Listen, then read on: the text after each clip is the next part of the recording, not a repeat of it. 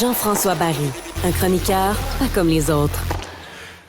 Mais Jean-François, c'est plus une chronique de sport, c'est une chronique d'affaires mystérieuses, de surnaturel. Je patine, ça n'a pas de bon sens.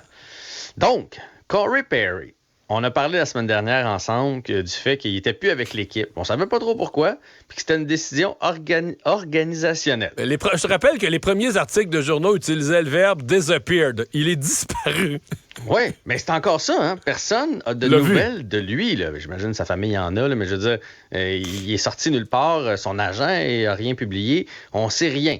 Et là, il y a une rumeur persistante depuis 24 heures qu'il y aurait eu, lors d'un voyage avec les mamans, tu sais, là, il y a eu le voyage du Canadien avec les pères, là, bon, ils ont fait la même chose du côté des Blackhawks, mais avec les mères, et il y aurait eu copinage entre Corey Perry et la mère de Connor Bedard. Copinage.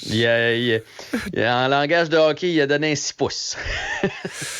Ça, c'est une rumeur, Mario. Mais ça circule, écoute. Non, mais la rumeur, là, hier sur Twitter, comme on dit, à trendait. Elle était une des affaires les plus vues, là.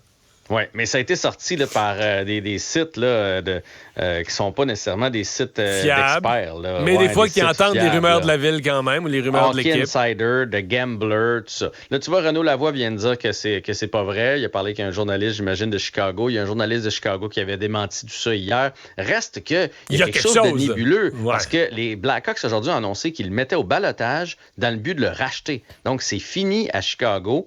Ils ont parlé d'un comportement inacceptable. Là, au sens de son contrat.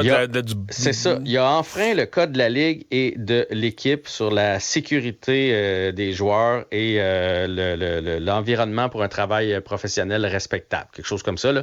Donc, il s'est passé quelque chose. On ne sait pas quoi. Est-ce qu'on va finir par le savoir? Mais c'est sûr que c'est de la couchette, là. Mais de ne pas le dire, je trouve que ça... Ouais, parce que c'est pas criminel. On spécule encore plus. C'est pas criminel. Toi et moi, on s'entendait qu'un joueur de cet âge-là, s'il arrive 2 minutes en retard à une réunion des joueurs ou à un entraînement, veut dire, tu fais pas tout un genre avec ça, avec un vétéran de 38-39 ans. C'est de la couchette ou une bataille où... Où il a volé quelqu'un. Il a volé. Mais même là, il y aurait de la politique.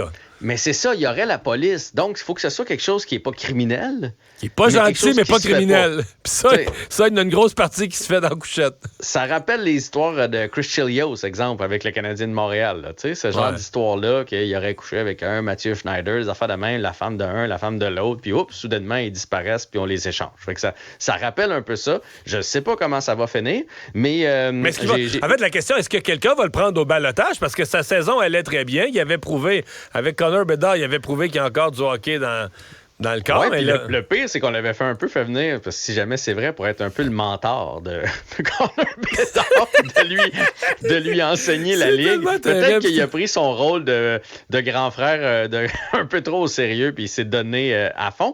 Mais il y a un sondage qui a été fait pour savoir s'il pourrait pas revenir avec le Canadien, parce qu'il y a 9 points en 16 matchs quand même. Ouais. Et les maires étaient d'accord. Les maires des joueurs étaient d'accord. Si possible, avant le voyage avec les mères. OK, bon. En tout cas, on va suivre le dossier, mais ça sent le patinage, là, ça n'a pas d'allure. Patrick Kane? Oui, Patrick Kane, on attendait de voir parce qu'on sait qu'il y a eu une opération. Il a terminé la saison dernière avec les Rangers de New York. C'est un joueur de grande qualité. Évidemment, plusieurs équipes étaient intéressées à lui. Il faut que tu aies la place sur la masse salariale. Et il a choisi donc d'aller jouer avec les Red Wings de Détroit, contrat d'1 an. Les Wings qui vont bien.